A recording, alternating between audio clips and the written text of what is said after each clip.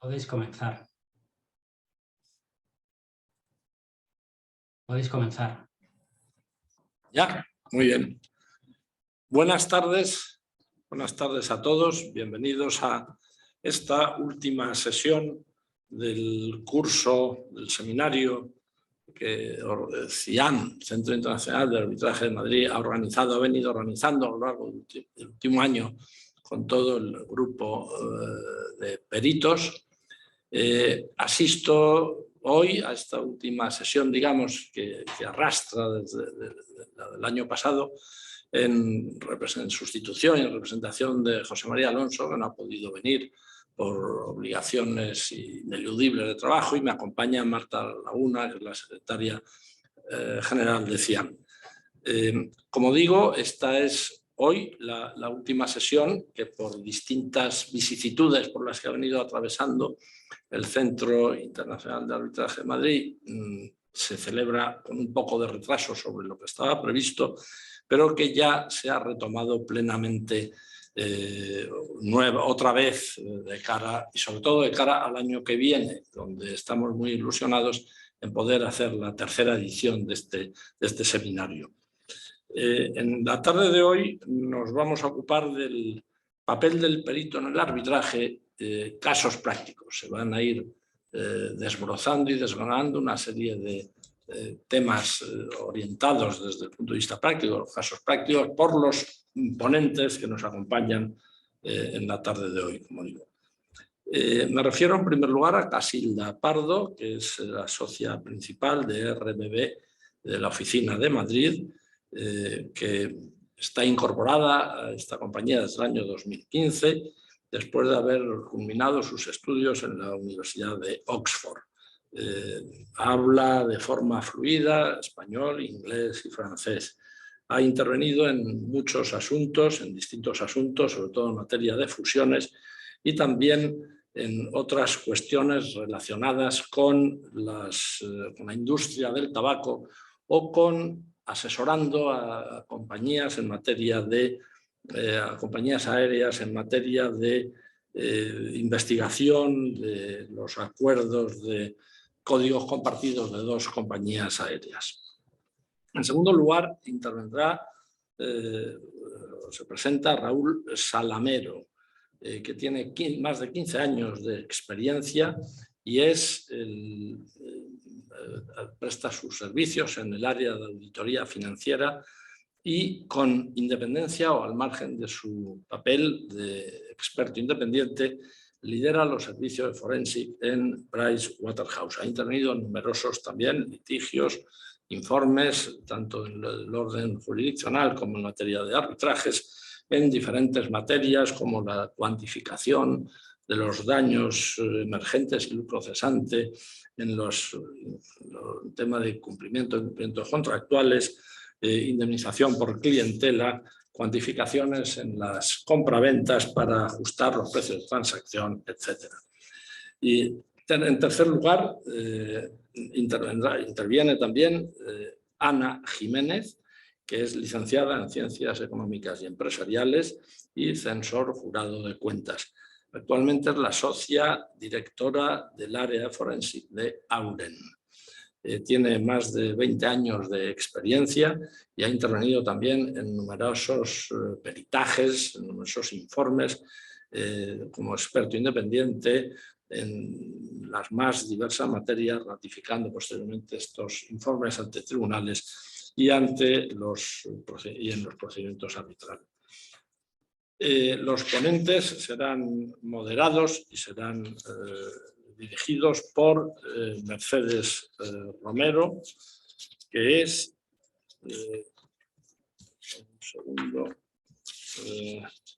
Mercedes Romero es socia directora de Ontier España. Tiene más de 18 años de experiencia, también asesorando a distintos clientes en las más variadas materias, tanto en los temas de arbitraje como en temas judiciales. Antes de incorporarse en su condición de socia a Ontier España, estuvo 14 años en Pérez Llorca, donde fue nombrada socia en el año 2017. En la actualidad, además de ser vocal de la Junta Directiva del Club Español del Arbitraje, es una persona muy conocida en el ámbito arbitral, ha sido considerada y muy bien clasificada como árbitro por distintas instituciones y distintas publicaciones, y tuvo en el año 2019 el premio de Iberian Lawyer como la mejor abogada de arbitraje en España y Portugal, con la nota positiva que además este premio se otorgaba a los árbitros menos 40, lo cual nos dice mucho de su acreditada juventud. Sin más preámbulos, le doy la palabra a Mercedes Romero, que va a ser quien va a dirigir la sesión de esta tarde. Muchas gracias. Muchísimas gracias, Juan. Primero agradecer mucho a CIAM la invitación para moderar esta mesa, que yo creo que es un auténtico lujo tener estos tres ponentes. Lo que les hemos pedido es que, dada su gran experiencia en temas de periciales económicas en arbitrajes muy complejos, pues que buscaran y bucearan aquellos casos, cuestiones que consideraban que eran más interesantes para compartir con todos vosotros. Hemos tenido unas sesiones preparatorias que ya de por sí han generado muchísimo debate y discusión, con lo cual yo creo que promete esta sesión y que seguro que será muy interesante. Sin más, le doy la palabra en primer lugar a Raúl. Raúl nos va a exponer un caso concreto de un arbitraje muy interesante en el que ha participado, con una cuestión respecto del lucro cesante y un debate que abre sobre métodos alternativos de valoración del daño. Pues muchas gracias, Mercedes. Juan, Marta, un placer estar con vosotros y compartir experiencias, ¿no? Pues yo querría comenzar con esta experiencia que comentaba Mercedes. Es una experiencia muy reciente, un arbitraje internacional relacionado con el resarcimiento de daños por incumplimiento de contrato de suministro e instalación de equipos de acuicultura, en este caso, ¿no? Y es un caso que he elegido porque es muy interesante, ya que en la reclamación se enunciaban muy distintos conceptos de daño, que abarcaban muy distintos tipos también de consecuencias perjudiciales, ya fueran presentes, futuras, directas, indirectas, que habría sufrido la parte contratante como consecuencia del supuesto incumplimiento contractual, ¿no? Y, por supuesto, las partidas indemnizatorias que se integraban dentro de ese daño patrimonial, pues incluían un daño emergente, que en principio eran gastos y pérdidas sufridas en el patrimonio de la perjudicada en forma de reparaciones y trabajos adicionales que se podían acreditar razonablemente con facturas y otra documentación, pero también un lucro cesante que se refería en este caso a ganancias que dicha parte pues, se habría visto privada como consecuencia del incumplimiento. Pérdidas de subvenciones, pérdidas lógicamente asociadas a la falta de explotación de la planta, etc. Y se añadían además daños financieros y hasta daños futuros asociados al sobrecoste que supondría finalizar la instalación por parte de un proveedor alternativo, ¿no? Al final de estas dos partidas de daño patrimonial, la que presenta obviamente mayores dificultades respecto a su existencia y sobre todo cuantificación es sin duda el lucro cesante, ¿no?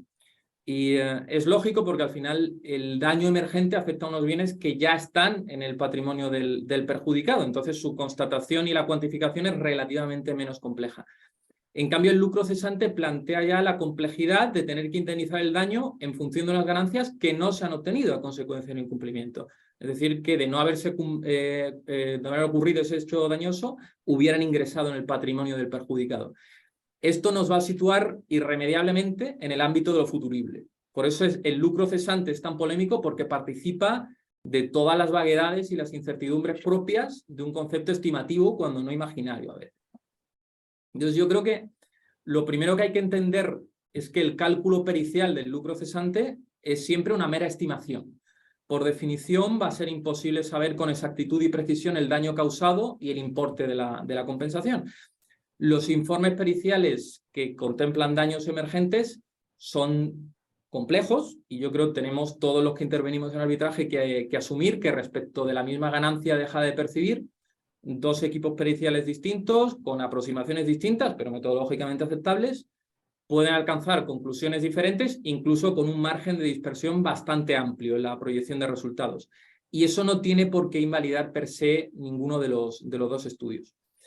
Pero lo cierto es que al final, en mi experiencia, las demandas de indemnización más exageradas y más desmedidas tienen su asiento precisamente en este concepto imaginario de las ganancias no realizadas, ¿no? Y creo incumbe al perito separar estos sueños de ganancia que se llaman de una verdadera idea de daño, ¿no?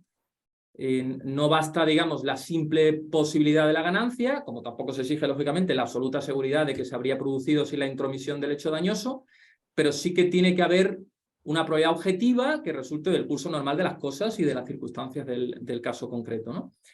Y por eso el núcleo de la indemnización del lucro cesante requiere la realización de un juicio de probabilidad.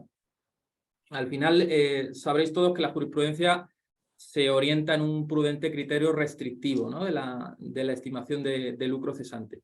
Se tiene que probar rigurosamente que se dejaron de obtener ganancias y que éstas no sean dudosas o contingentes o fundadas en esperanzas. Y aquí es precisamente donde la formulación económica de un escenario que no ha acontecido en la realidad hace necesarios cálculos, proyecciones más o menos complejas, económico-financieras, que se tienen que basar en una metodología y en un rigor conceptual y en hipótesis bien fundamentadas, ¿no? Entonces, en este contexto, quería compartir con vosotros 4 principios que en mi experiencia son claves en este tipo de peritajes de cuantificación de daños, ¿no? El primero es el propio enunciado ya de la teoría del daño, que normalmente se expresa en la construcción de un escenario contrafactual. El segundo es la selección de las variables relevantes y los datos que vamos a utilizar. El tercero son las fuentes de las que vamos a obtener esos datos. Y quería dar una pincelada sobre metodología y presentación de resultados, que creo que tiene también un punto interesante, ¿no? En cuanto al primero de los puntos, creo imprescindible que el informe pericial incorpore la descripción de cómo el hecho dañoso, en este caso eran supuestas deficiencias en diseño, falta de entrega y puesta en marcha de equipos, etcétera, generaban el daño concreto que se intenta cuantificar, que se formule lo que decíamos la teoría del daño, ¿no? Y esto lo vamos a hablar más adelante, pero aunque la demanda puede hacer referencia al modo en que se ha producido el daño sufrido, también creo que es una parte fundamental en cualquier informe pericial, porque es el punto de partida para construir el escenario contrafactual y llevar a cabo la cuantificación, ¿no? Este escenario contrafactual, como sabréis, es una situación hipotética que hubiera tenido lugar en ausencia del supuesto incumplimiento del hecho dañoso. Y, por tanto, para cuantificar el daño podemos comparar la situación real del perjudicado con esta situación hipotética, ¿no? Y, por tanto, el diseño de ese escenario contrafactual, que es un ejercicio complejo, requiere determinar cómo habrían interactuado los agentes y cómo habrían sido las condiciones del proyecto en un escenario que de fondo no es observable porque no se ha producido en la realidad. Por tanto, su diseño no va a estar exento de incertidumbre y requiere adoptar varias hipótesis, varios supuestos que permitan reflejar una situación lo más parecida a la que habría existido en ausencia de un incumplimiento, ¿no? Sería como aislar el efecto de dicho incumplimiento, ¿no? Pero es un análisis clave en la pericia porque una especificación errónea del escenario contrafactual va a afectar muy sensiblemente al daño cuantificado, sobreestimando o infraestimando los efectos reales, ¿no? Entonces creo que lo fundamental aquí es que el informe explique con detalle y con transparencia los criterios utilizados, ¿no? Y no solo eso, creo, en mi opinión, también indicar por qué se rechazan otras posibilidades para el contrafactual, ¿no? Para llegar a esa situación económica, pues normalmente vamos a recurrir a modos de reparación como indemnización por disminución del valor de los activos o por la interrupción de negocios, ¿no? En casos también, por ejemplo, de indemnización por expropiación de empresas en funcionamiento o valoración de participaciones por conflictos societarios, frecuentemente se debe calcular un valor de mercado, ¿no? Y aquí, como sabéis, hay muchos enfoques, pero sin entrar en temas demasiado técnicos, creo que hay una convergencia teórica hacia la utilización del método del descuento de flujos de caja, ¿no? Y esto, si bien presenta ciertas dificultades, porque depende en gran medida de los supuestos realizados, yo creo que tiene grandes ventajas, ¿no? Aquí indica el profesor Damodaran, que es una referencia en la materia, que en la práctica muchas veces se busca ofrecer una valoración que el tribunal vaya a aceptar en lugar de una valoración técnicamente correcta, ¿no? Al final, lo ideal sería observar el precio de una transacción entre un individuo dispuesto a vender y un individuo dispuesto a comprar el activo en cuestión, pero esto no siempre es posible, ¿no? pero en mi opinión aquí el descuento de flujos tiene una ventaja enorme, ¿no? Que es que obliga a las partes a desglosar los elementos de sus estimaciones. Esto va a permitir al tribunal desconsiderar en su caso los elementos que estime que son demasiado especulativos, ¿no? Luego, en cuanto a la selección de variables, yo creo que es un elemento también clave, ¿no? La selección de las variables que se van a utilizar y la construcción de la base de datos para llevar a cabo el análisis pericial, ¿no? En casos relativamente sencillos como el que estamos comentando, podemos ir a variables que son observables históricamente, los precios, los volúmenes de venta, los márgenes empresariales, los beneficios. Pero vamos a tener casos más complejos, como por ejemplo conflictos en materia de competencia, que seguramente Casilda comentará algún caso después, que vamos a recurrir a métodos más complejos, métodos econométricos, y aquí vamos a incluir variables de control como los costes, precios de materias primas, costes laborales, utilización de capacidad productiva, factores que aproximen el grado de competencia como la cuota, etcétera, ¿no? Yo creo que aquí lo esencial es el informe debe, en buena praxis, evitar la opacidad en relación con los datos que se utilizan, ¿no? Y esto hila un poco con el tercer punto, que son las fuentes, ¿no? Una vez descritas las variables que se consideran adecuadas, habrá que abordar la posibilidad de obtenerlas y las fuentes a las que se recurre para ello, ¿no?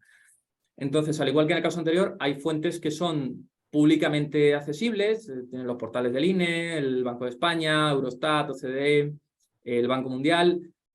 Todos publican datos depurados, series históricas que pueden ser muy útiles, y yo creo que tienen grandes ventajas, ¿no? Porque, por un lado, son fáciles de obtener, son bien accesibles para todas las partes, por lo que no están sujetas a problemas de manipulación estratégica por parte de las partes en un litigio, e incluye además información de agentes externos a la infracción, y esto permite llevar a cabo comparaciones entre distintas empresas, ¿no?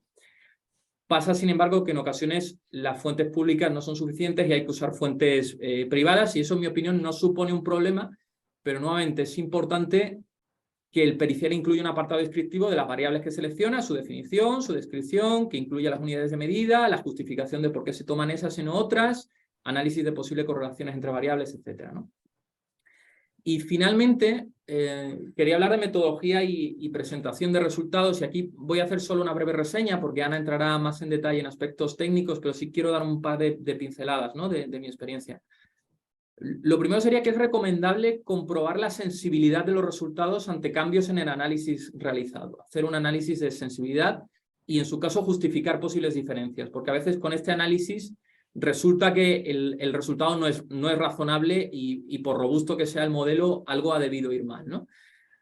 En los casos en los que el informe pericial del demandado normalmente concluya que cierto daño es inexistente, creo que habría que presentar una explicación económica de los hechos observados y de la inexistencia del daño, ¿no? Siempre que los datos y los recursos lo permitan, creo que es importante presentar varias aproximaciones del método seleccionado.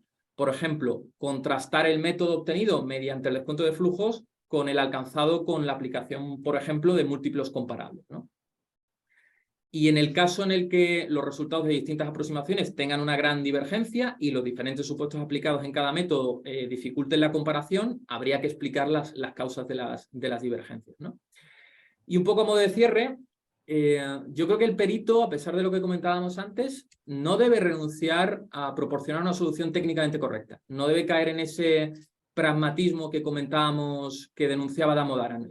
A veces determinar y cuantificar daños no es ciencia exacta, porque no lo es, pero la tendencia a la solución salomónica yo creo que deslegitima el arbitraje como método de resolución de disputas, porque al final la legitimidad del arbitraje depende en gran medida de la buena motivación y la precisión económica en la valoración que realiza el tribunal, y lógicamente en aspectos técnicos pues el perito tiene un rol muy relevante, ¿no?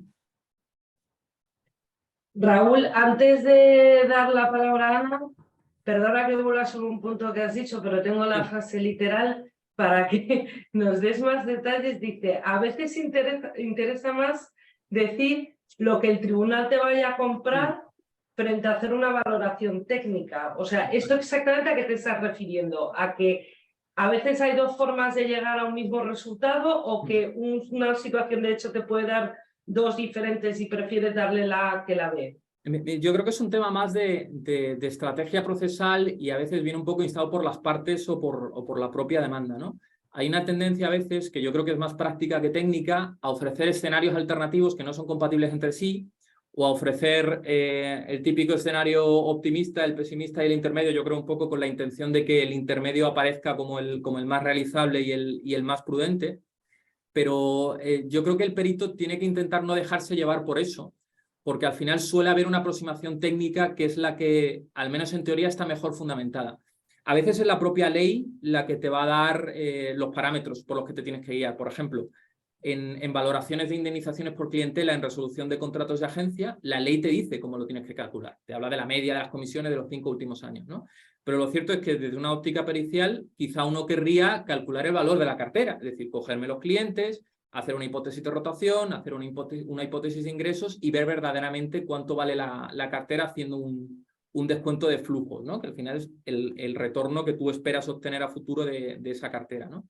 Entonces yo creo que ahí Sí, perdona una cosa, Raúl, pero no darle el decidir en un momento dado, sin perjuicio que te lo pida la parte, pero que decíais no darle una valoración técnica es porque creéis que a lo mejor a los árbitros les cuesta más entender una valoración técnica que cualquier otro tipo de valoración, yo creo, o porque realmente interesa más. Sí, yo creo que hay cierto tipo de cálculos que son difíciles de digerir. Son difíciles de digerir porque, sobre todo, si no se expresan con mucha transparencia, requieren de la adopción de muchas hipótesis por parte del perito. Entonces, muchas veces a un juez o a un árbitro le cuesta asumir las hipótesis de un método de descuento de flujos y prefiere a lo mejor asirse a una operación comparable de mercado, aunque no sea exactamente comparable, o aunque sea un solo testigo, o sea hace mucho tiempo, porque al final es algo real, es algo histórico, es algo tangible, ¿no? A diferencia de una serie de hipótesis y proyecciones que puede hacer un perito haciendo un método que, en mi opinión, es técnicamente más correcto, como un descuento de flujos para la valoración de un activo, pues sea un suelo, una empresa en funcionamiento o lo que sea, ¿no? Yo creo que es un tema de cómo de digerible es algo, ¿no? Hay cosas correctas difíciles de digerir y hay cosas erróneas que son muy sencillitas de entender. Entonces está la tentación de poner en la mesa algo digerible, aunque no sea técnicamente óptimo, en lugar de lo técnicamente correcto, pero que puede ser más difícil de asumir precisamente por eso, ¿no? Por las hipótesis de carácter técnico.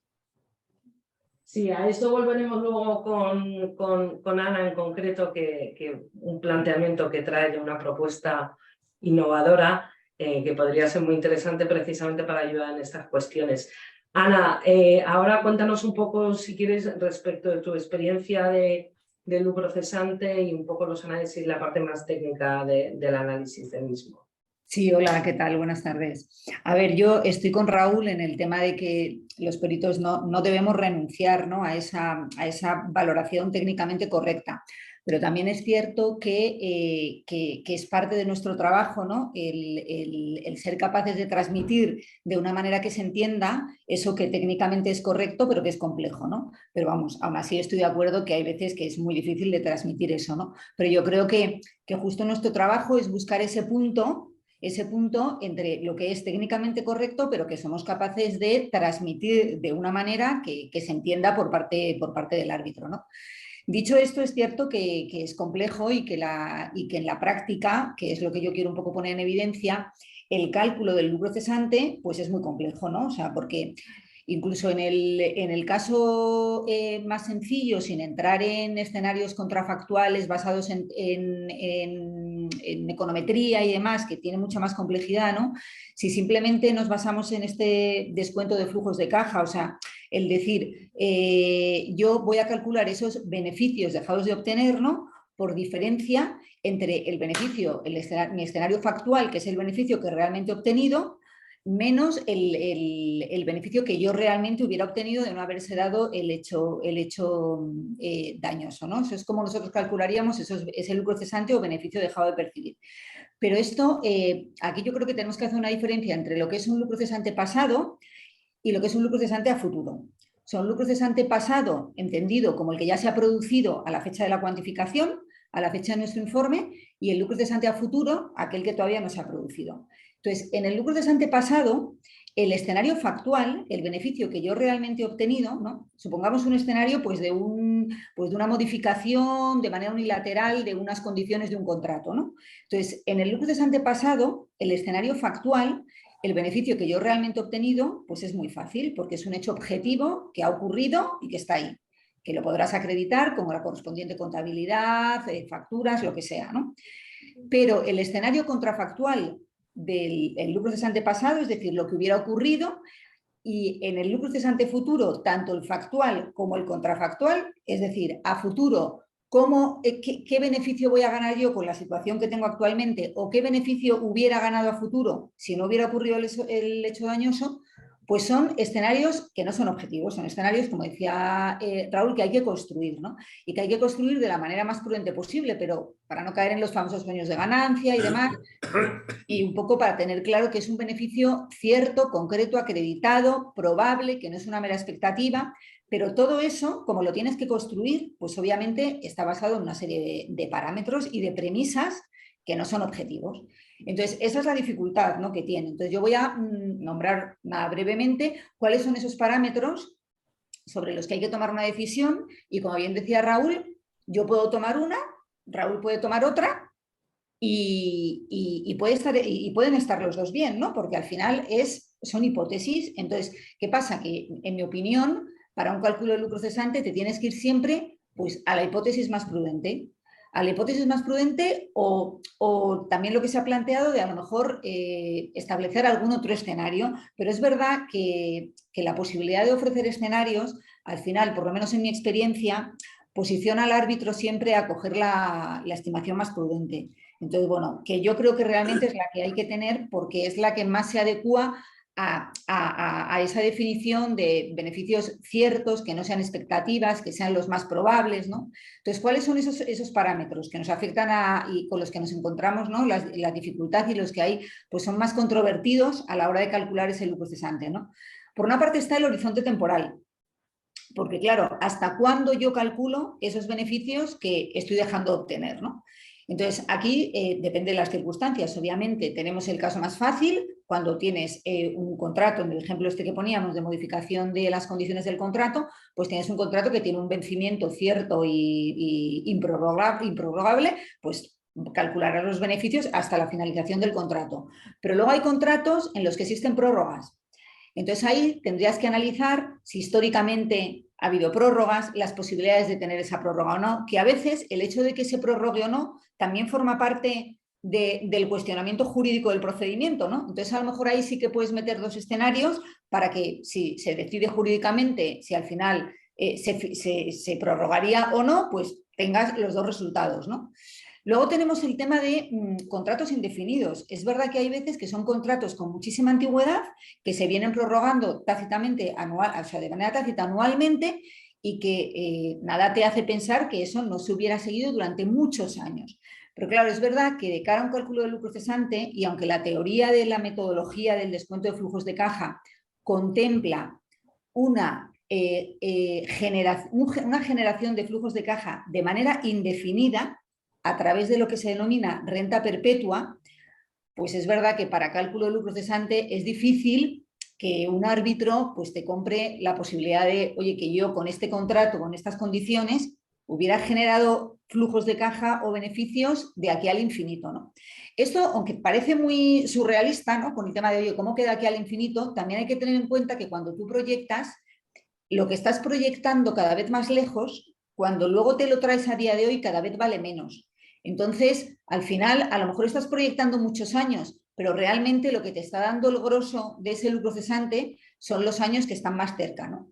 Pero bueno, dicho esto, es verdad que en un lucro cesante meter una renta perpetua, pues no, pues bueno, hay que valorarlo muy bien, no parece a priori lo más prudente, ¿no?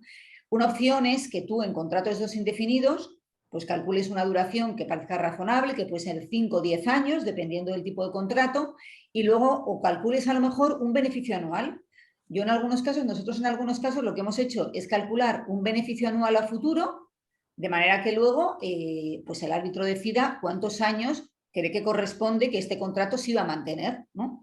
Y con eso pues tenga el beneficio anual y diga, bueno, pues X años, pues por X beneficio anual, eso es lo que yo tendría a futuro, ¿no? El horizonte temporal es muy importante porque marca obviamente el montante del lucro cesante, ¿no? Luego tenemos la proyección de los ingresos, que obviamente también es muy importante. Aquí hay que ir a lo más prudente, o sea, lo más prudente y lo más realista. Nosotros recientemente hemos estado en un caso que eran dos empresas de renovables que habían firmado una oferta para asociarse con la otra, ¿no? Y invertir en la otra. Y al final se rompe la oferta, se reclama el lucro cesante y se reclama sobre la base de las proyecciones que en su momento contempló la que buscaba el inversor para buscar inversor. Pues hombre, tú normalmente cuando estás en la búsqueda de un inversor y estás buscando gente que te ponga dinero, pues vas a hacer unas proyecciones más bien optimistas, ¿no? O sea, vas a dar tu mejor cara. Entonces, ¿qué pasa? Que coger esas proyecciones de cara al lucro cesante, pues no parece lo más prudente, ¿no? Entonces, el tema de las proyecciones hay que tener en cuenta informes sectoriales y de mercado para ver qué proyección tenía futuro. Hay que ver si hay alguna circunstancia que me vaya a hacer bajar esos ingresos. O sea, es el parámetro, yo diría que el más importante, ¿no? Luego, ¿qué costes introduzco? ¿Qué costes resto a esos ingresos para obtener el beneficio o el flujo de caja? Pues aquí, obviamente, si tienes histórico, pues te tienes que basar en el histórico, ¿no? Y ver históricamente cuáles han sido tus márgenes. Pero aquí también hay una cosa controvertida muchas veces, que es, yo resto a esos ingresos que me genera el contrato los costes variables, por supuesto, o también los costes fijos que tiene mi empresa. Bueno, pues aquí nuevamente depende de cada caso, porque si realmente tú estás en una sociedad que tiene varios contratos y a través de otros contratos ya tiene cubiertos sus costes fijos, a priori ese nuevo contrato que me están cambiando las condiciones o que me lo han resuelto, me iba a generar un beneficio que es mis ingresos menos los costes variables, porque mis fijos ya están cubiertos. Entonces, esto también hay que tenerlo en cuenta, porque la introducción o no de costes fijos o variables, obviamente lo más prudente es meter todos, varía muchísimo el montante del lucro cesante y también es una decisión importante y que hay que tener acreditada y bien justificada de cara al cálculo, ¿no? Y por último, una cuestión también muy importante es que el lucro cesante, tú haces unas proyecciones a futuro y tienes que traerlas a día de hoy. Para traerlas a día de hoy, las descuentas a través de una tasa de descuento. Esta tasa de descuento también lo que te va a reflejar, entre otras cuestiones, es el mayor o menor riesgo que tienes de conseguir a futuro esos flujos de caja. Entonces, si bien está bastante aceptado y acordado en el tipo de tasa de descuento que hay que utilizar, los parámetros, y esto ya es un tema muy técnico, que conforman esa tasa de descuento, pues son discutibles. Y son discutibles, los puedes coger de una fuente, de otra, y te van a dar resultados distintos. Entonces, bueno, al final, lo que quiero poner con esto en evidencia es que la cuantificación de un lucro cesante es muy compleja. Es muy compleja, como decía Raúl, puede dar lugar con hipótesis igualmente válidas y metodologías válidas a diferentes resultados. Por eso también es muy importante lo que comentaba Raúl de hacer como un check posterior de si lo que te está dando es algo razonable o no, y en su caso plantear a lo mejor escenarios. Pero bueno, escenarios es verdad que al final, bueno, mi experiencia en eso es que siempre te vas a ir al más prudente, que no está mal, porque también es, bueno, yo cojo el más prudente, pero sabiendo a ciencia cierta que utilizando otro tipo de hipótesis que tampoco son descabelladas, podría haber sido superior incluso, ¿no? Y eso te puede dar tranquilidad. Pero vamos, que mi reflexión sobre esto es pues la complejidad que en la práctica tiene luego el cálculo del lucro cesante. Muchas gracias, Ana. Vamos a cambiar ahora un poco de tema. Vámonos a otras cuestiones muy divertidas que plantea Casilda, y lo que nos viene a decir es una queja o una inquietud, mejor dicho, que es, oye, ¿qué pasa si en una fase de producción de documentos a mí como perito no me entregan los documentos esenciales para poder realizar mi pericial? O sea, yo no tengo la documentación. ¿Cómo valora el árbitro el resultado de mi informe pericial si yo no he podido acceder a lo imprescindible? Y aquí se abre también una nueva reflexión que es el deber de transparencia y el deber de tener que fundamentar tus informes periciales y decir todas tus fuentes y cómo has hecho todos los cálculos, si se debería de regular. Entonces te dejo, Casilda, con esta reflexión nueva. Gracias, Mercedes. Efectivamente, yo quería abordar dos temas principalmente en relación con la transparencia y las periciales, ¿no? Por un lado, quería tratar la importancia de la transparencia por parte de ambas partes durante la fase de producción de documentos, es decir, con anterioridad a la elaboración de los informes periciales. Obviamente, este momento no es clave para que ambas partes puedan realizar periciales correctas que tengan en cuenta todos los elementos relevantes, ¿no? Pero un poco la reflexión, ¿no? Que yo tenía es ¿qué ocurre cuando una de las partes indica que información muy relevante para la elaboración de las periciales no está disponible, ¿no? ¿Cómo puede afectar esto a la elaboración del informe pericial y cómo debe tenerse en cuenta por el árbitro, ¿no? Y quería compartir una experiencia que tuvimos en RBB en un caso en el que una de las partes demandó a otra parte porque alegaba que esta parte, que la parte demandada tenía una posición de dominio, había abusado de esta posición de dominio y había estado cobrando precios excesivos a la parte demandante. Aquí una cuestión clave para evaluar si había habido un daño, si se habían cobrado precios excesivos, era ver si efectivamente la parte demandada tenía posición de dominio. Es decir, que podía comportarse en el mercado básicamente con independencia de sus competidores y de sus clientes. Entonces, porque si no hay posición de dominio, pues no podía haber un abuso de esa posición de dominio y la alegación de que los precios cobrados eran excesivos carecía un poco de sentido, ¿no?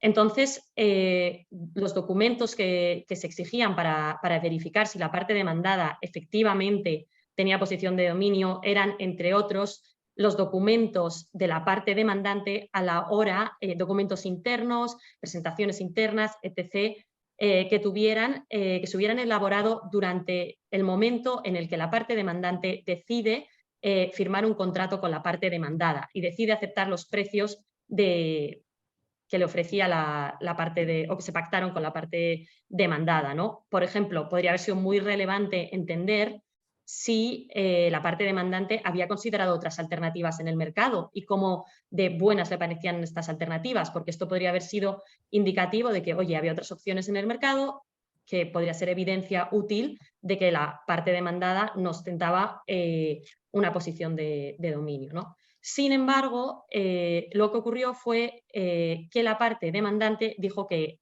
al haberse firmado el contrato en un momento muy anterior en el tiempo, no se disponía de ningún tipo de documentación sobre el momento en el que se tomó la decisión de firmar este contrato, ¿no? A pesar de que esta información era muy, muy relevante, ¿no?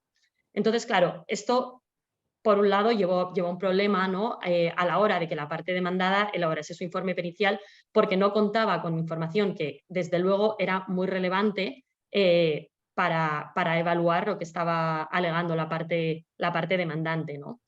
Entonces, una de las reflexiones, ¿no? que yo quería traer a la mesa, ¿no? Es la importancia de que los árbitros tengan en cuenta esto a la hora de tomar una decisión, ¿no? a la hora de valorar las periciales, que tengan en cuenta si las dos partes han tenido acceso a la información que han solicitado y en particular si esa información es absolutamente clave para determinar aspectos de máxima relevancia, ¿no?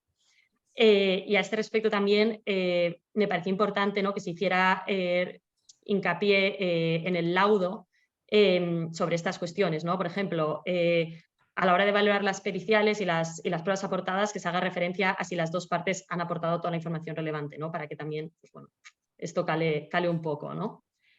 Y nada, bueno, dejando un poco al lado el tema este de la importancia de la transparencia durante la fase de producción de documentos, quería pasar ahora a la importancia de la transparencia en un momento posterior, ¿no? Es decir, una vez que ya se han elaborado los informes periciales, cuando se presentan, bueno, estos informes con sus análisis cuantitativos, etcétera, etcétera, ¿no? Entonces, pues bueno, quería hacer hincapié y en particular en los casos en los que se presentan análisis cuantitativos complejos y haciendo referencia a experiencias pasadas, ¿no? De que se aporten una serie de datos, de información, de documentación. En particular, es muy importante que se aporten los datos de los que parten los análisis realizados en las periciales. Que estos datos estén debidamente acreditados, que se pueda confirmar que sean veraces y que se pueda confirmar que sean adecuados. Por ejemplo, en un análisis en el que trabajamos, en un caso en el que trabajamos en RBB, la parte contraria presentaba un análisis econométrico, que hacían un análisis de precios. Y en concreto comparaban los precios en España con los precios pagados por la parte demandante en otra serie de países, ¿vale? Entonces, en este caso concreto, la parte demandante nos entregó un archivo Excel en el que se incluían todos los precios, se detallaban los precios, pero no se aportaron los contratos en los que la parte demandante acordaba estos precios con los otros operadores fuera de España. ¿Cuál es el problema? Por un lado, que no se podía verificar que los datos aportados en este Excel, ¿no? fueran verídicos, ¿no? Bueno, asumiendo que sí, había otro problema, ¿no? Que es que no se podía analizar en detalle que los precios de los otros países, teniendo en cuenta todas las condiciones estipuladas en los contratos, fueran realmente comparables a los precios estipulados en el contrato de España, ¿no? Entonces, bueno, en este caso en concreto hubiera sido muy, muy útil que fuera mayor la transparencia, por un lado, en cuanto a los datos de base utilizados, ¿no? Y toda la documentación de soporte. Adicionalmente a esto, también pensamos que es muy útil que se entre en detalle en todas las modificaciones que se hayan podido realizar a los datos de base, a los datos de las fuentes originales, para obtener una base de datos tratable a partir de la cual luego se realizan las estimaciones. Por ejemplo, si se han eliminado observaciones que no se consideran válidas, en el caso de los precios, yo parto de una selección de 50 precios fuera de España. Imagínate, pues hago un análisis para ver cuáles son más comparables. Me quedo con 25, pues es importante que tú me digas por qué has seleccionado estos 25, qué criterios has empleado. Si luego añades variables para categorizar las diferentes observaciones, etc., etc., que se sea muy claro en cuanto a las modificaciones realizadas y si es posible, bueno, debería serlo, que se aporte también la base de datos tratada o limpia, ¿no?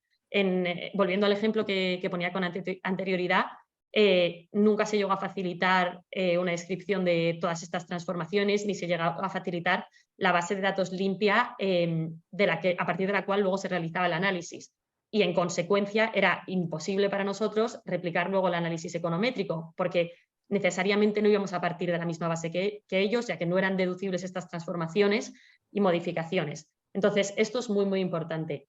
Y luego, ya por último, también es muy importante que se entregue una descripción de todos los cálculos realizados a partir de la base de datos tratada y, asimismo, en los casos en los que se realicen análisis econométricos y se utilicen softwares informáticos como, por ejemplo, R, Python, Stata, que se aporten los códigos, ¿no? Porque esto es muy importante, por un lado, para poder verificar los resultados obtenidos mediante una réplica de los mismos, y por otro lado, para evaluar que todos los pasos llevados a cabo son razonables y son lógicos, ¿no? Y por cerrar mi intervención sobre este tema con una pequeña reflexión, ¿no? O sea, en mi opinión, creo que podría ser útil regular el deber de transparencia del perito. En otros ámbitos hay códigos de buenas prácticas que se pueden utilizar como referencia. Por ejemplo, la Comisión Europea cuenta con un código de buenas prácticas para la entrega de evidencia económica, que es muy útil, ¿no? Y se hace referencia a la importancia de entregar todos los elementos que he detallado, ¿no? Con anterioridad. O sea que creo que esto, en el contexto de los arbitrajes, sería muy útil también. Y una vez más, haciendo hincapié en que todos los elementos son importantes. Es importante la metodología, es importante las transformaciones realizadas a los datos de base, o sea, son importantes las transformaciones realizadas, y también es muy, muy importante que se puedan verificar los datos de base, que se pueda verificar que son adecuados, porque por muy buena que sea la metodología, si los datos de base no son adecuados, de poco sirve. Y lo mismo aplica también del revés, ¿no? Se me ha olvidado avisaros antes que podéis hacer cualquier pregunta en el apartado de preguntas y respuestas, que lo vamos a poder ir viendo. Ana, perdona. Sí, no, me gustaría hacer una puntualización a lo de Casilda, que efectivamente la opción, ¿no?, que decíais de regular esa obligatoriedad, ¿no?, de la transparencia, pues es un poco como lo que hay en los auditores, ¿no? O sea, realmente los auditores tienen esa obligación, o sea, llámalo transparencia, llámalo evidencia, al final tienen la obligación de en sus papeles de trabajo dejar toda la información, adjuntar toda la información y todas las explicaciones necesarias para que un tercero pueda reevaluar esa prueba y llegar a esas conclusiones o no, ¿no? Y esto lo exige el regulador, tal cual. O sea, sabéis que en los auditores están regulados por el ICAC, es una institución que cuelga el Ministerio de Economía y bueno, cuando a ti te van a hacer una inspección sobre tu trabajo, si no hay suficiente evidencia en los papeles de trabajo, o sea, si no pueden hacer ese seguimiento y esa trazabilidad de todo, pues te sancionan. O sea, es totalmente obligatorio, ¿no?, el que haya esa transparencia y esa para poder llegar a esa evidencia y que quede acreditada. Sí, lo que comentábamos el otro día, ¿no? O sea, si tú entregas algo, por ejemplo, a la Comisión Europea y no está debidamente acreditado, el valor que se va a aportar a esos análisis va a ser nulo, ¿no? Entonces, no solo creo que es importante, bueno, que exista este código de buenas prácticas, ¿no?, en el ámbito de los arbitrajes, sino también que cuando no se cumplan, ¿no?, se tengan en cuenta a la hora de valorar las pruebas que se presentan en las periciales, ¿no? Porque una prueba que se basa en unos datos que no han sido debidamente acreditados o mediante una metodología que no es transparente y que no se puede replicar, obviamente no se le puede dar un valor igual al de un cálculo hecho a partir de datos súper transparentes que se han aportado al procedimiento, etcétera, ¿no? Bueno, los árbitros tienen a día de hoy herramientas para sancionar o como quieras llamarlo, ese tipo de conductas a las partes, lógicamente, pero a lo mejor nos llega a vosotros como peritos, como a la parte técnica que quería hacer un informe profesional y que vio frustrada su posibilidad de hacer ese informe porque no tenía acceso a la información que debiera haber tenido acceso. Es que muchas veces es complicado, ¿no? Porque o sea, hay veces que las cosas que son necesarias, ¿no?, son cosas muy técnicas, ¿no? Por eso creo que puede ser útil tener, pues ya te digo, un código, una especie de guía o algo así, ¿no? Porque igual un árbitro no está familiarizado con el hecho de que si hace un análisis econométrico en Stata necesitas los códigos informáticos que hagan el análisis econométrico, los códigos informáticos que hagan la limpieza, ¿no? O sea, al final, aunque existan herramientas de castigo para que se puedan utilizar cuando no se entrega toda la información relevante, ¿no?, también hay que ayudar al árbitro a entender cuál es la información que es relevante en cada caso, ¿no? O sea, esto sería la información relevante en caso de análisis econométricos. Luego, con peritos técnicos en otros ámbitos, seguro que también hay un montón de información que es relevante que yo desconozco, ¿no? Pues mira, justo hilando con este punto, perdóname, Raúl, sí. No, iba solo a puntualizar que lamentablemente ocurre a veces que la opacidad es una estrategia, como hablábamos, ¿no? Y lo cierto es que hay muchos decálogos de buenas prácticas y la mayoría incorporan esta obligación o este buen hacer del perito de aportar todos los datos en los que se apoya y aportar todos los desgloses de los cálculos realizados para que cualquier tercero con legítimo interés los pueda comprobar. Pero a la hora de la verdad es muy difícil asirse a algo objetivo para acreditar que un perito ha infringido la lex artis, que ha hecho algo metodológicamente que es incorrecto, ¿no? Y esto afecta no solo, como decía Casilda, a los datos de origen, sino a los propios cálculos que muchas veces se expresan de manera irreproducible por parte de un tercero, y eso a veces es una estrategia normalmente de las partes, pero que entiendo que el perito puede y debe cortar, ¿no? Porque es su obligación dar ese desglose y cumplir un deber ya más que de transparencia, de reproducibilidad, porque eso va a facilitar quizá el debate técnico que se pueda dar, por ejemplo, un careo, que para mí es un mecanismo súper útil como autorregulación, porque ahí por lo menos el perito tiene delante a una persona que tiene un nivel de manejo técnico similar a la suya, y no como ocurre en ocasiones en la jurisdicción civil, por ejemplo, en la que muy probablemente, aunque el abogado está en una posición predominante, pero carece del conocimiento técnico para confrontar al perito en ese tipo de materias en las que evidentemente se mueve mejor, ¿no? De hecho, hacen una pregunta que yo creo que puede estar bastante relacionado con esto y que os la lanzo a los tres, que yo creo que es interesante. Dice, ¿cómo resultaría de útil un informe conjunto? ¿Qué parámetros deberían consensuarse previamente por el tribunal arbitral en un arbitraje? Que los dos peritos presentaran un informe conjunto. ¿Cómo veis esto, Casilda? Te paso los dos o peritos Raúl, de las dos partes, solo por clarificar, o sea, que las dos partes, los peritos de las dos partes hagan un informe conjunto. Te dejo contestar a ti, Raúl, primero. Sí, no, yo honestamente, evidentemente, yo creo que tiene una ventaja elemental, que es por lo menos que se fijen los puntos de controversia a nivel técnico. Porque muchas veces el árbitro ve una amalgama de contradicciones y carece de bases de puntos de acuerdo que en casi todos los casos deberían existir, ¿no? Entonces, aunque haya divergencia en múltiples variables de los cálculos, yo creo que el mero esfuerzo de que los dos peritos establezcan una serie de puntos de acuerdo y desacuerdo, aunque sean muchos desacuerdos, ayuda al árbitro al menos a identificar aquellas variables sobre las que tiene que tomar una decisión y, a ser posible, el impacto jerarquizado de las mismas.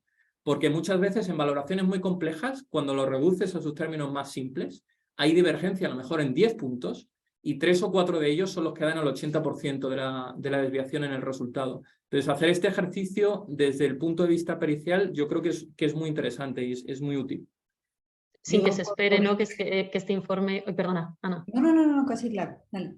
Sí, simplemente sin que se espere, ¿no? que este informe lleve a una única conclusión, ¿no? O sea, yo creo que muchas veces los peritos, sobre todo si, bueno, los dos son peritos con una formación adecuada, etcétera, etcétera, se pueden poner de acuerdo en cuanto a la metodología, ¿no? Que se puede utilizar, pero creo que muchas veces entre las partes es difícil ponerse de acuerdo en determinadas premisas, ¿no? Entonces, este informe que elaborado entre los dos peritos puede ser útil porque, como decía Raúl, ¿no? Para que se identifiquen aquellas premisas con las que las partes, en las que las partes discrepan, ¿no? Pues, por ejemplo, en el caso del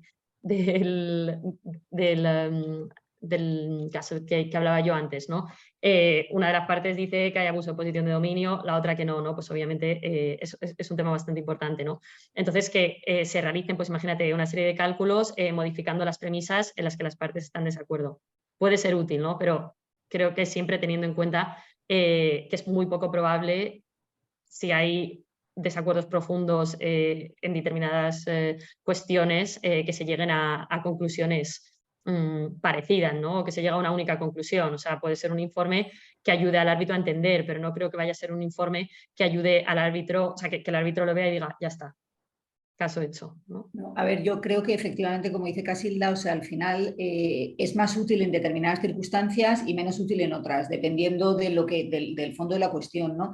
Yo en mi experiencia recientemente hemos estado en un caso que había 7 partes, entonces eran 7 partes con 7 peritos. El fondo de la cuestión era, sobre una población de gastos, hacer un reparto entre socios.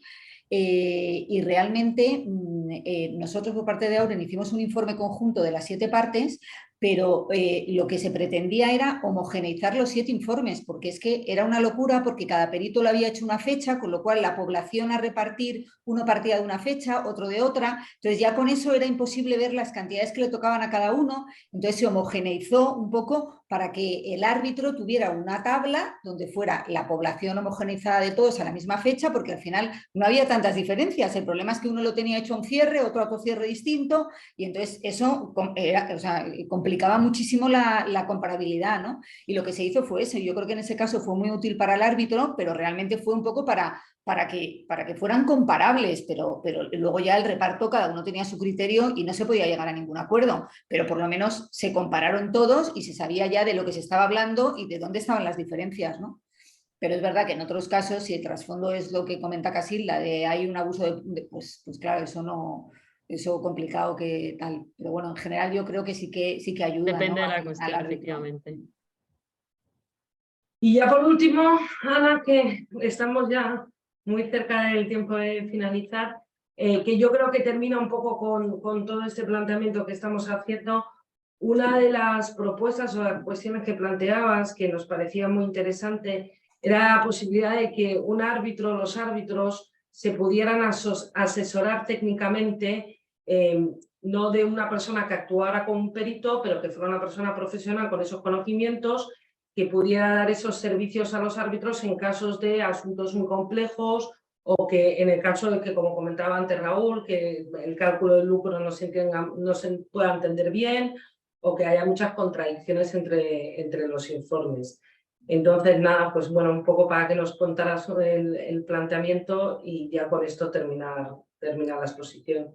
Sí, a ver, yo lo que veo, y que a veces lo he planteado en otros foros con muy poco éxito, la verdad, es la posibilidad de asesorar a los árbitros, ¿no? Pero ilustrarles en una materia económico-financiera, de contabilidad, de valoración de empresas, de econometría o de cualquier otra materia, ¿no? Pero de una manera abstracta. Es decir, o sea, sin formar parte del procedimiento como tal, ¿no? Sin tener acceso a las partes ni a los informes. Yo creo que a todos nos ha pasado a veces y nos pasa que un abogado de confianza, que tiene confianza en ti y que además es árbitro, pues en un momento dado te llama para preguntarte una duda técnica, pero de una manera muy abstracta, sin contarte nada de, oye, por ejemplo, en una valoración, ¿sería razonable hacer esto o hacer esto otro? Oye, en un tal... O sea, entonces esto yo creo que es algo que pasa de manera oficiosa, ¿no? Y bueno, y lo que yo creo que se podría hacer, ¿no? Sería darlo pues, de una forma como más oficial, ¿no? Esto, claro, o sea, yo creo que esto a los árbitros es una idea que normalmente puede gustar porque dices, oye, yo tengo una figura en que en un momento dado puedo preguntar, ¿me pueden ilustrar sobre algo técnico? Pues lo que comentaba antes Casilda, ¿no? Oye, en econometría, ¿qué se necesita aportar para que realmente haya la trazabilidad? Entonces, alguien sin saber ni de qué caso estamos hablando, ni ver los informes, ni nada, te dice, oye, de manera objetiva, para esto tendrías que pedir esto, esto, esto y esto, ¿no? Entonces, algo así. Entonces, yo creo que a los árbitros sí que les aporta, pero yo creo bueno, yo creo que a los abogados, pues al final no es no es una opción cómoda porque parece como que metes un tercero sobre el que no tienes control, ¿no? Entonces yo creo que por eso es un tema que no suele gustar. Luego también, claro, esto trae muchos problemas, pero yo creo que bien regulado podría ser una ayuda para los árbitros, ¿no? Pero cómo eliges ese asesor, yo creo que por parte de las diferentes cortes pues te pueden ofrecer, igual que te ofrecen un perito como perito tercero, ¿no? Dirimente, y te ofrecen y lo elige el árbitro, pues elige ese asesor o quién lo paga, o si las conversaciones o la documentación que se crucen es confidencial del árbitro o tienen que dar traslado a las partes. Bueno, que hay muchas cuestiones, ¿no? Ahí para regular, pero bueno, que es una opción que yo creo que al árbitro en un momento dado pues le puede ayudar para tener esa base económica que le puede servir para interpretar mejor los informes de primeras, ¿no? Y tener ese conocimiento. No sé qué opináis los demás. Graciela, Raúl, no sé si tenéis algo que añadir a este punto. Sí, o sea, simplemente matizar dos puntos muy brevemente, ¿no? Un poco haciendo referencia a lo que decía Ana, ¿no? de la importancia de que este tema esté bien regulado, ¿no? Solo resaltar la importancia de que el perito asesor técnico sea un experto en la materia, ¿no? Y sea suficientemente solvente, o sea, no se puede poner aquí a cualquiera, ¿no? O sea, para que realmente sea útil, para que realmente pueda ayudar al árbitro a entender cuestiones muy complejas, ¿no? Que se debaten en las periciales, pues eso, es importante que sea una persona suficientemente experimentada, ¿no? Y luego un comentario adicional más, ¿no? Que creo que evidentemente puede ser muy útil que exista un perito asesor técnico para que ayude al árbitro a entender, ya te digo, cuestiones que son muy complejas, pero creo que aunque tengamos esta figura, sigue siendo muy importante que los peritos de las partes sean claros, que sean transparentes a la hora de explicar los informes, que se les realicen todas las preguntas que hagan falta, sobre todas las dudas que puedan surgir sobre sus informes, ¿no? Y también que los peritos de las partes pues, respondan a todas las preguntas de la forma más clara posible, ¿no? Porque al final, con independencia de que exista esta figura adicional, ¿no? Los peritos de las partes también tienen que hacer bien su trabajo, ¿no? Simplemente matizar eso. Sí, no, muy de acuerdo con eso último. O sea, yo creo que al final un perito o un buen perito con buen oficio debería ser capaz de mostrar en el informe los distintos cálculos y resultados que suponen una u otra hipótesis de responsabilidad, de tal manera que el tribunal pueda optar por una u otra alternativa dependiendo de lo que en definitiva resuelva sobre el fondo de la cuestión debatida, ¿no? Que es jurídico, ¿no? y por la misma razón entiendo que lo que no debe hacer un perito es definir una sola opción monolítica calificando la conducta de una parte como incumplidora en base a su propio análisis de imputabilidad contractual, porque al final si lo hace así, si luego el árbitro estima que no se dan los elementos de la responsabilidad contractual que asumió el perito, entonces no va a tener herramientas para dirimir la cuestión, ¿no? Entonces, en ese sentido sí que creo que puede tener sentido esa figura que por lo menos trate de homogeneizar las posiciones de los peritos, pero claro, sin olvidar que al final es responsabilidad de cada uno el acreditar y detallar con la máxima transparencia los cálculos y la metodología que usa. O que ayude, Raúl, a entender, aunque no se puede, si no se pueden homogeneizar las conclusiones, ¿no? Por así decirlo, que ayude a entender al árbitro, ¿no? Dónde están los principales elementos que llevan a discrepancias en los cálculos, ¿no? Porque igual, bueno, creo que esto era un tema que mencionaba antes Ana, ¿no? Que al final igual todo depende de dos cuestiones fundamentales, ¿no? Y no depende tanto, pues, por ejemplo, de si yo utilizo un modelo econométrico de diff in diff y tú utilizas un before, during and after. Igual la diferencia radica en que yo me he basado en precios para España, Francia y Alemania y tú te has basado en precios solo para España, ¿no? O sea, yo qué sé, o sea, simplemente la importancia de que ayude al árbitro a entender lo que lleva a las discrepancias, si estas no se pueden homogeneizar, ¿no? Que hay veces que no se puede. O sea, no es homogeneizar conclusiones, por supuesto, porque va a haber divergencias, pero sí cuáles son precisamente los puntos de divergencia, porque a veces, incluso en casos complejos, como decía antes, es más fácil de lo que parece en primera instancia. Mencionaba antes Ana, cuando hablaba de los descuentos, que pesan más las proyecciones de los primeros años, ¿no? Y me está viniendo a la mente un caso en el que realmente había 1001 hipótesis en dos valoraciones distintas que tenían además una dispersión brutal entre la una y la otra, pero al final, cuando uno las comparaba la una con la otra, veías que prácticamente el 80% del impacto venía dado por la hipótesis de CAPEX de una de las partes, porque se ponían adquisiciones, en este caso eran barcos, en los primeros años, que tenía un impacto brutal, porque claro, no es lo mismo reponer un barco ahora que hacerlo dentro de 20 años en una naviera, ¿no? Y eso era lo que estaba causando gran parte de la dispersión. Y yo creo que es útil para el árbitro saber que en último término tiene que tomar sobre todo una decisión sobre, por ejemplo, cuál es la hipótesis de CAPEX correcta, si es razonable que esta compañía tenga que reponer los barcos en el primer año, como me dice un perito, o en el 15º, como me dice el otro, ¿no? Y en ese sentido, pues yo creo que sí que tiene utilidad por fijar los puntos de divergencia. Bueno, pues yo creo que con esto ya hemos cumplido, pasado un poquito la hora y nada, agradecemos personalmente a los tres mucho la exposición, la preparación y la ilusión con la que habéis participado en esta conferencia. Muchas gracias a vosotros por la invitación, un placer. Igualmente, gracias a todos. Bien. Muchas gracias a todos los intervinientes, los asistentes por vía telemática. Creo que son enormemente interesantes todas las reflexiones útiles para todos y como decía antes, pues con mucha ilusión para organizar ya la edición de este año y seguiremos contactando con todos vosotros. Muchísimas gracias y hasta siempre, diría. Gracias. Hasta luego, gracias.